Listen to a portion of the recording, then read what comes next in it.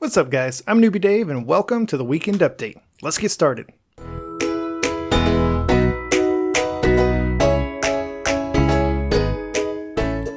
How's it going, everybody? Hope you're having a fantastic week. So I've been kind of torn about what to do for the next couple of episodes because there's a lot of stuff I want to do with the Nether. That's why I built a Nether portal already. But there's also a lot of stuff that I want to do with villagers. I feel like I got started with villagers a little bit too late in my first series, and I want to do more with them early on. And so I've got my Nether portal. I ended up in a Nether fortress, which is great because now I can get lots of blaze rods. And so I'm going to put my Nether projects on pause, even though I guess I haven't technically started them. And I'm going to focus on villagers. And so right now you may notice that there are no villagers in my base. So before I can do anything with villagers, we need to go find some villagers. So technically this is an exploration episode, but it's for the purpose of finding villagers, not just for the sake of exploring and seeing what all is around my base and making maps and stuff like that. So I'm going to go ahead and gear up since I'm going to be going out into the wild, but the main point of today's episode is to find some villagers and bring them back to our base. I'm only going to try to get 2 because once I have 2 villagers, I can just go ahead and build a villager breeder and just start breeding up the rest. So let's take a look at what we need to bring with us. Anytime you go exploring, you definitely want to bring a boat. You're going to run into an ocean biome and you don't want to swim across it. In fact, I love exploring by boat because you can move faster, you can cover more area more quickly. Because I'm looking for villagers, I'm actually going to bring some extra boats. And that's because you can drag the boats behind you, and so you can transport more villagers more easily if you bring more boats. You also absolutely need to bring a bed. You're going to be out for more than a day. You want to sleep the night away. And now with 1.17 you can make spyglasses. This is a great way to see where you want to go next without having to run all over the place. Because we are going to be doing exploring, I'm going to go ahead and bring a cartography table and some maps. I've already made up some empty locator maps. I'm going to go ahead and make one of these right now. And I brought some extra ones so that we can place those if we find any points of interest and mark them on our map. And then lots and lots of paper in case we need to make more maps or expand those. And then of course you need to bring crafting table and wood in case you need to make anything. You also need to bring lots and lots of food. There's no telling how long you're going to be out there and you don't want to run out of food. Now I've got some more cooked beef cooking up upstairs, but I'm just going to go ahead and bring some sweet berries just in case because I've got tons of these. You might as well. And then because I am looking for villagers, I've got some emeralds that I found while mining. You know, this is technically a a mountain biome because there's mountains kind of all around me. And so as I was mining for diamonds, occasionally I would run across emeralds, and I've got a surprising number of emeralds from that. So I'm going to bring these so that when I do find some villagers, I can go ahead and lock in their professions before I bring them back. Because, I mean, look at this. I've got a blast furnace, I've got smokers, I've got grindstone, I've got all sorts of job sites around my base that I don't want them to bind to. I want them to bind to the profession that I want them to bind to. So I'm going to do that before I bring them back. And then I'm going to go ahead and bring some leads so I can drag these boats around. So let's start by getting our map. Look at that beautiful base. Love it. This base is actually on the very top edge. I would need a second map just right over there to get the rest of it. That's a little unfortunate. So I'm going to go ahead and expand this thing, and we'll get it all the way up to level 4 so we have the maximum zoom. And now if we look at it, okay, now it's on the far left edge. Man, that's like right on the edge. So that's good reason why you want to bring this stuff with you, because as soon as I go to the west even a little bit, I'm going to need a new map. Oh, duh. I also need to make some item frames, because if I'm going to be marking my map, I need to be able to leave some copies of my maps behind. So I'm going to head upstairs. I'm going to grab the rest of my cooked beef that's smoking up. It's almost nighttime, so I'll sleep and then we will get started. Alright, so I am going to start by heading over to the west, even though that's off my map. I've already done a little bit of scouting, just the immediate area around my base, and I'm going to head over to those snowy mountains over there because I want to show y'all something. So this is why it's good to bring a spyglass with you and why I'm bringing one with me now. Because take a look at this. You look out over the horizon, there's just a whole lot of nothing out there. There's maybe some islands, look like there is a new coastline. But we zoom in and what is that? Oh look, there's a village over there. And you like almost can't even see it from here, but with the spyglass, yeah, you can definitely see a village over there.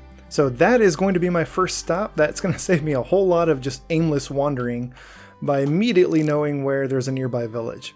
And it looks like it's a Savannah village, so that will be pretty cool. Let's go check it out. Oh, and before we get too far, I'm already off my new map, so I'm going to go ahead and make another new map. Yeah, and I'll go ahead and expand this, and that will be the one that I explore with. I feel like I should be singing a sea shanty, but I don't know any sea shanties. Does anybody know any good sea shanties? All right, here we are. So good news is it does not look like it's in an abandoned village or a zombie village. I don't see any cobwebs. Oh, nice melons. Yes, we'll absolutely take those back. Now I can add these to my melon farm, and we'll have a proper melon/pumpkin farm. Hopefully we can find some of the other crops too, like potatoes and carrots. Is anybody home? Oh, acacia saplings. We'll definitely take that too, so we can start planting some acacia trees. So far, I'm not seeing any villagers in this village. It's not an abandoned village, but it's also not a populated village. Alright, so this was a bit of a bust. There were no villagers in this village. That's kind of disappointing. So there was also not really any good loot. So overall, highly disappointing village.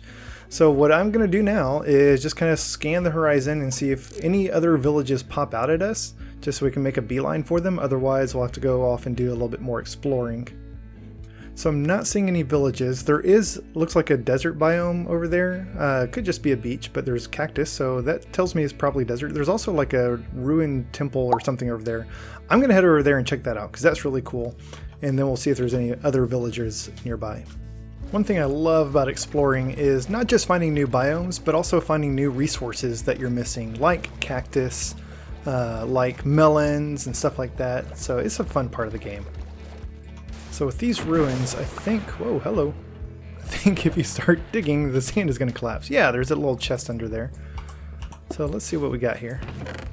Awesome, coal and a fishing rod. Yeah, I'm not going to take any of that. But I will go ahead and take some of this cactus. We'll bring it back to my base. Cactus is, I believe, the only way to get green dye. And so there's also a lot of really fun things that you can do with cactus. What is that? There's like a scarecrow or something over there. I don't know if that means there's a village or maybe it's a illager outpost or something, but I'm going to go check it out. Yeah, it looks like it's an illager outpost. But there could be a village nearby, so I'm still going to go check it out. You know, I can already hear the comments, people asking why I didn't bring a horse. I have mixed feelings about horses. They're great for covering large open spaces like this, but they're terrible for going into dense forests or mountain biomes, or they're a real pain to get across the ocean. So I don't typically explore with a horse. I typically use horses more if I know I'm in a wide open area, like at my base, and trying to get around that. But just for exploring, I don't know, I find that they're more trouble than they're worth. And this is where we run away. Oh, look, there's a desert village. So it's a good thing we came over here. Oh, not a desert village, it's a desert temple. That's kind of cool. I don't think I've ever explored one of these. But I have watched enough videos to know that this thing is trapped. So I'm going to hop down here. We'll break the pressure plate because I believe that there is TNT under there. Yep, we'll take all that. And we'll see what's in these chests. That's some better loot than what we found in that village. Oh, hello. Yep, much better loot than what we found in that village.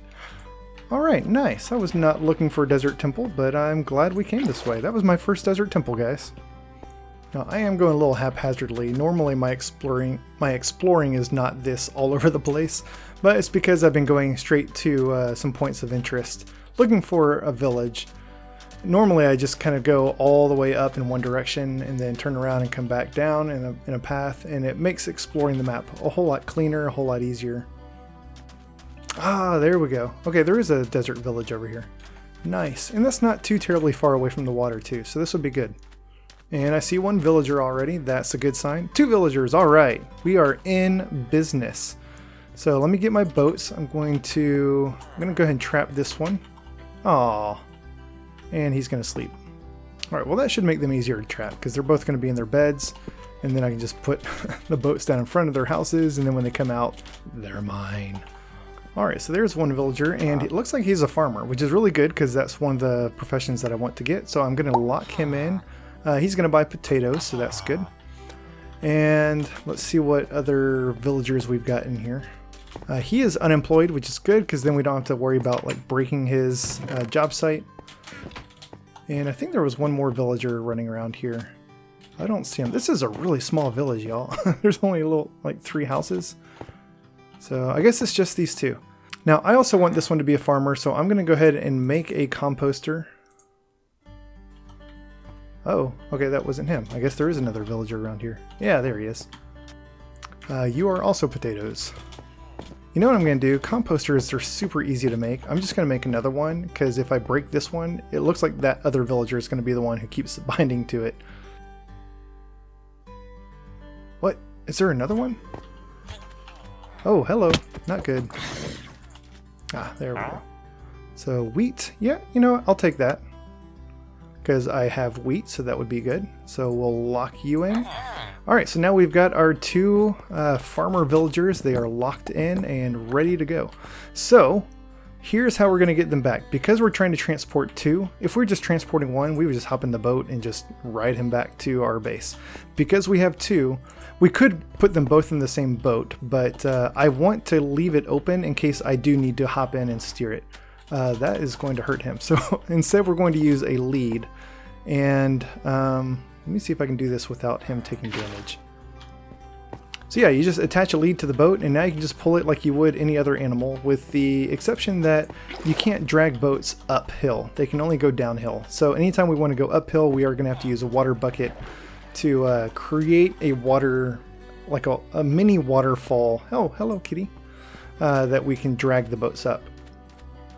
So this is going to be kind of slow. You can't move boats as quickly as you can animals. So you're just going to have to take your time. But this is kind of the only way that I know of to move 2 villagers at once. And this should be a lot faster, a lot more convenient than trying to make 2 separate trips. Because as soon as we get them to the water, then this is going to go a whole lot more smoothly. As long as we don't keep breaking the leads. Alright, so here's how we're going to get them up. Like I said, you'll put down some water, and then you'll just drag them up. And I may have to do this one at a time.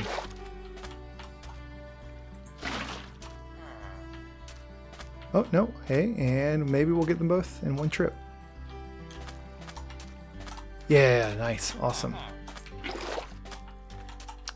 And it should be downhill the rest of the way to the ocean. This is why I brought 3 boats. So there's one for each villager, and then there's one for me, and I can just drag them behind me. So I guess technically you could get 5 villagers this way, because you get 2 in each boat, you get 1 in your boat. And I guess you get as many villagers as you want if you just bring multiple leads. So once we get both of them in the water, I think we can just move at a normal speed now, and they will not fall so far behind that the lead will break. So this is good. Hopefully this connects to the same ocean that got me here.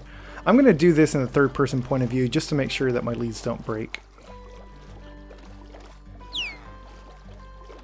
Now the shortest way back to my base is right over those mountains, I guess just going around them to the left. I'm not going to go that way because my base isn't on the ocean, so I'd have to get up out of the boat, drag these villagers across land. And it's not just flat land, there's like a hill in between the ocean and the river that runs by my base. So I'd have to take them up that hill, down the other side, back into the river, and then my base is kind of, I don't know, 8 to 10 blocks off the river. And so it's a lot of sharp elevation changes. So I'm actually going to go around and kind of come at it from the other side, because I think it's a lot flatter on the other side. So it should be a lot easier to get these villagers up onto the land. And then also, the east side of my base is really where I want to end up taking these villagers anyways. So rather than going through all the trouble of getting them to my base and then drag them across land to the other side, I'm just going to row my boat around to the other side. Now that is interesting. What is this? It's not a ruined portal. I don't know what that is, guys. I've never seen a structure like this on land before. I've seen them underwater. Oh, you know, I've got my villagers, so I'm not going to go exploring it, but that's kind of cool. This is pretty close to my base. I can come back and explore it some other time. I bet there's a loot chest under there somewhere.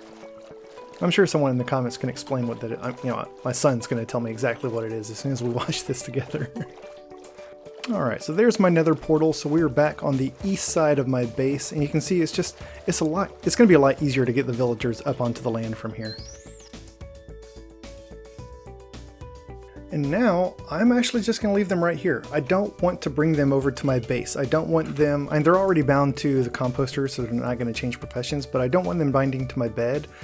And this is where I'm going to end up doing all of my villager stuff later, is over here, so it's nice and far away from my base. So I'm just going to leave them there, but to make sure that they are safe and don't get attacked by zombies or skeletons in the night or anything, I'm going to go get some dirt. I'm just going to build a little dirt hut over them. Alright, so I am going to put down a bed for each of them just to make sure that they bind to these beds and not to my bed. There we go. And now we'll go ahead and enclose them in dirt. By the way, this is a really handy technique if you ever find some zombie villagers at night. You know, sometimes they just spawn and you don't want to go looking for villagers. You could just, trap the zombie villager in a boat like this and then build some dirt around him so that he doesn't burn up in the sunlight. And then you can come back later with potions of weakness and golden apples and cure the zombie villager. And now you've got yourself a villager. Right, I'm going to throw a torch in here because these guys, they're kind of afraid of the dark. And now, safe and sound. And that's going to wrap it up for today, guys. Like I said at the beginning of the episode, this episode is really just about finding some villagers and getting them back to my base. And then we're going to start doing some stuff, doing some builds that incorporate villagers over the next couple of episodes. So come back and check those out next week. Also, big shout out to my very first Diamond patron, Summer. Thank you so much for your support. If you guys would like to get your name added to the end of my episode, then hop on over to Patreon and check out the different tiers of support that I've got there. There's some really nice rewards for each one, so hop over and check it out, and I appreciate all the support that you can give me. So thank you all so much for watching. Hope you enjoyed this episode. If so, hit that like button, and while you're down there, subscribe so you'll get notified of future episodes as they come out. Thanks y'all, and have a great day.